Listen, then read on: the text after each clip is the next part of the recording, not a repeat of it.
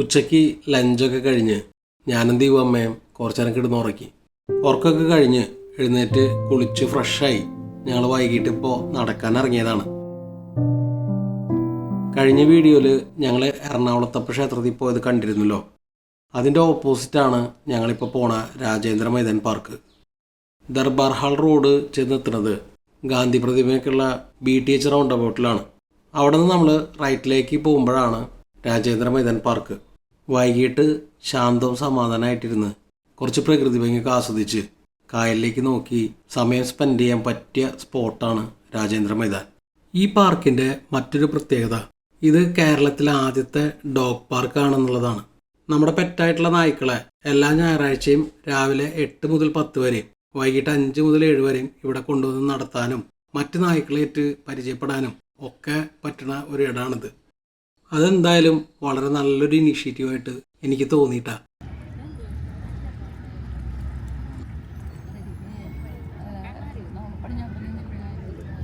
ഷാജിരത്തല്ലേ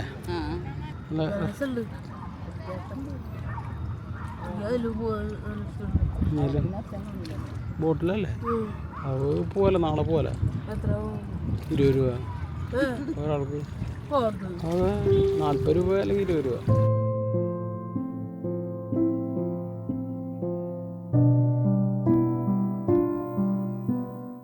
സ്വാതന്ത്ര്യ സമരത്തിൽ രക്തസാക്ഷിത്വം വരിച്ച രാജേന്ദ്രൻ എന്ന സമരഭടൻ്റെ സ്മരണാർത്ഥാണ് ഈ മൈതാനത്തിന് ഇങ്ങനൊരു പേര് നൽകിയത്. Mahatma Gandhi, Rabindranath Tagore, Annie Besant, EMS തുടങ്ങിയ പ്രമുഖ നേതാക്കളൊക്കെ ഈ മൈതാനത്ത് നിന്ന് പ്രസംഗിച്ചിട്ടുണ്ട്. കുറച്ചു നേരം രാജേന്ദ്ര മൈതാനത്ത് ഇരുന്നിട്ട് അവിടെ നിന്ന് ഞങ്ങൾ തൊട്ടടുത്തുള്ള സുഭാഷ് പാർക്കിലേക്ക് നടന്നു. എറണാകുളത്തപ്പ ക്ഷേത്രത്തിൽ വൈകിട്ട് തൊഴാനായിട്ട് നല്ല തിരക്കുണ്ട് കേട്ടാ.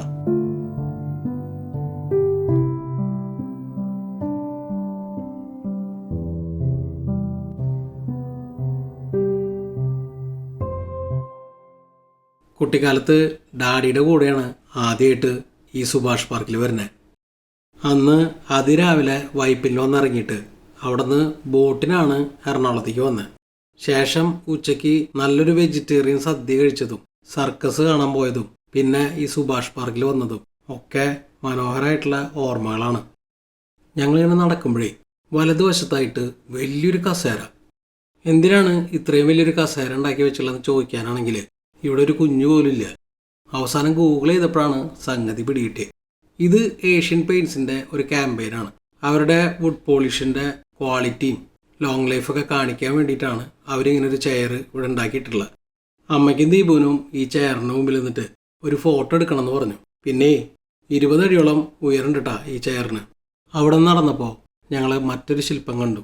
മാൻ അണ്ടർ ദ ലാംപ് ലൈറ്റ് എന്നാണ് ഈ ശില്പത്തിൻ്റെ പേര്. അന്തരിച്ചു പോയ ശില്പി അശോകൻ പൊതുവാൾ അദ്ദേഹമാണ് ഈ ഒരു ശില്പത്തിന് രൂപം കൊടുത്തത്. രാത്രിയിൽ ആ ലൈറ്റും കൂടി വന്നപ്പോൾ ആ ശില്പത്തിൻ്റെ ഒരു ഭംഗി എടുത്തു പറയേണ്ട ഒന്ന് തന്നെയാണ്. ഒരു വീഡിയോയിൽ കണ്ടു ഈ അശോകൻ പൊതുവാൾ എന്ന് പറഞ്ഞ ശില്പിയുടെ മറ്റൊരു വർക്ക് എവിടെയില്ലാത്രേ. അത് കേട്ടപ്പോൾ സങ്കടം തോന്നി. ലോകത്തിൻ്റെ പല ഭാഗത്തു നിന്നുള്ള ശില്പികൾ 1990 നടന്ന അന്താരാഷ്ട്ര ശില്പകലാ ക്യാമ്പിൽ വെച്ചിട്ട് ഇതുപോലെ നിർമ്മിച്ച ഒട്ടനവധി ശില്പങ്ങൾ ഇവിടെയുണ്ട്. ഞങ്ങളെന്തായാലും മൊത്തം ഒന്ന് കറങ്ങിയിട്ട് പുറത്തേക്ക് ഇറങ്ങി. ബാക്കിയുള്ള ശില്പങ്ങളൊക്കെ നിങ്ങൾ നേരിട്ട് വന്ന് കണ്ടാൽ മതി.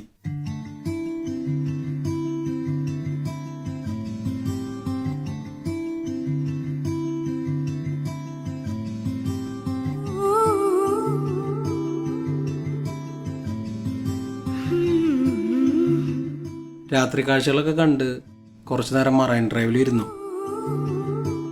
പിന്നെ നല്ല വിശപ്പായി. നേരെ ഒരു ഓട്ടോ പിടിച്ച് സമൃദ്ധിയിൽ പോയി ഡിന്നർ കഴിക്കാനാണ് പ്ലാൻ.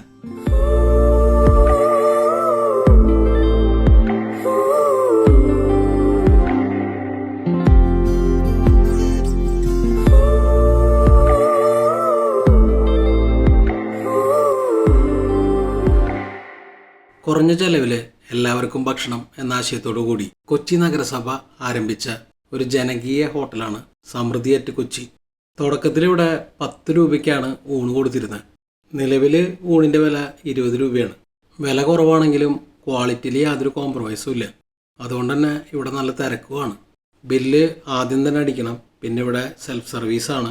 ക്യൂ നിൽക്കുന്ന സമയത്ത് ചില പഹയന്മാരൊക്കെ ഇടയിൽ കയറുകയും ചെയ്യും. ഇങ്ങനെ കുറച്ച് കാര്യങ്ങൾ കൂടി നമ്മൾ കൺസിഡർ ചെയ്യേണ്ടതുണ്ട്. ഞങ്ങൾ കുറേ നാളായി വിചാരിക്കുന്നു സമൃദ്ധിയിൽ ഒരു തവണയെങ്കിലും വന്ന് ഇവിടുത്തെ ഫുഡൊക്കെ കഴിച്ച് എന്താണ് ഇവിടുത്തെ പരിപാടികൾ എന്നൊക്കെ എക്സ്പീരിയൻസ് ചെയ്യണമെന്ന്. അങ്ങനെ ഒരു 10-15 മിനിറ്റ് ക്യൂ നിന്നിട്ട് ഞങ്ങൾക്ക് ഫുഡ് കിട്ടി. ദീപുവിനൊരു ചിക്കൻ ബിരിയാണി. അത് വെറും ചിക്കൻ ബിരിയാണി അല്ല, മുട്ടയ്ക്കുള്ള ചിക്കൻ ബിരിയാണി. ദീപുവിന് വലിയ സന്തോഷമായി. അമ്മയാണെങ്കിൽ 5 വെള്ളപ്പം കണ്ട ഷോക്കിലായിരുന്നു. 2 വെള്ളപ്പം ഞങ്ങൾക്കാന്ന് പറഞ്ഞപ്പോഴാണ് അമ്മയ്ക്കൊരു സമാധാനമായത്. അങ്ങനെ അമ്മയും ദീപും വെള്ളപ്പത്തിൽ അങ്ങോട്ട് തുടങ്ങി.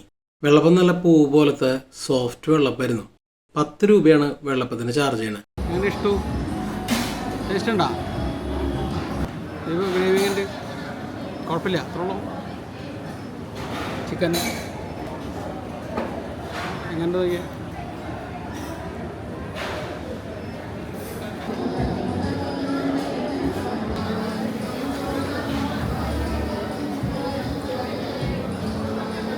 ഗ്രേവി പോരാ അല്ലേ?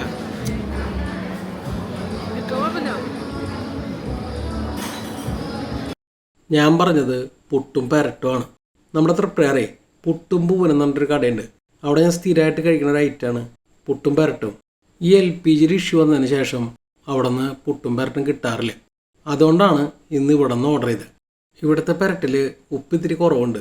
അതുകൊണ്ട് ദീപുവിൻ്റെ ഒരു പപ്പടവും വാങ്ങി ഒരു പിടി അങ്ങോട്ട് പിടിക്കാമെന്ന് വിചാരിച്ചു.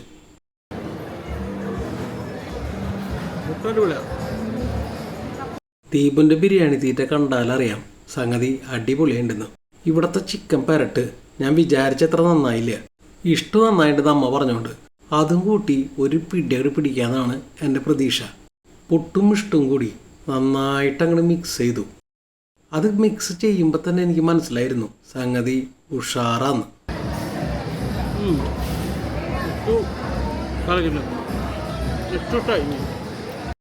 പെരട്ടും ഇഷ്ടവും മാത്രമല്ല, പുട്ടിൻ്റെ കൂടെ ഞാൻ എന്തും ട്രൈ ചെയ്യും. ദീപുവിൻ്റെ ബിരിയാണിയുടെ കൂടെ ഉണ്ടായിരുന്ന മാങ്ങച്ചാറും പുട്ടും കൂടി ഒരു പിടി അങ്ങോട്ട് പിടിക്കാന്ന് വിചാരിച്ചു. എന്തുട്ടാ മാങ്ങച്ചാറ്, കിട്ടില്ല അച്ചാറ്. ഉപ്പും എരിവും പുളിയും ഒക്കെ കറക്റ്റായിട്ടുണ്ട്.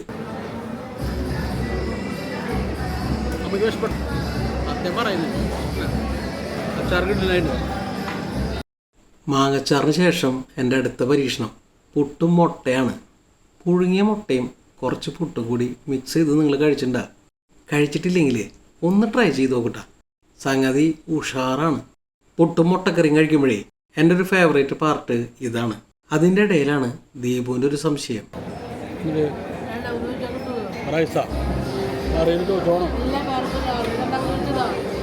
ഉണ്ടാവും. പെരട്ട് കുഴപ്പമില്ല, എല്ലാവരും മേടിച്ചാലോ ഒന്ന് പെരട്ടി എടുക്കാം. ഇവിടുത്തെ ഒരു മെനു എന്ന് പറയണത് ഭയങ്കര വൈഡ് വെറൈറ്റിയാണ്. അത്രയധികം ഐറ്റംസ് ഇവിടെ ഉണ്ട്. എല്ലാണ്ട് ഇവിടെ പിടി കോഴിയൊക്കെ ഉണ്ട്.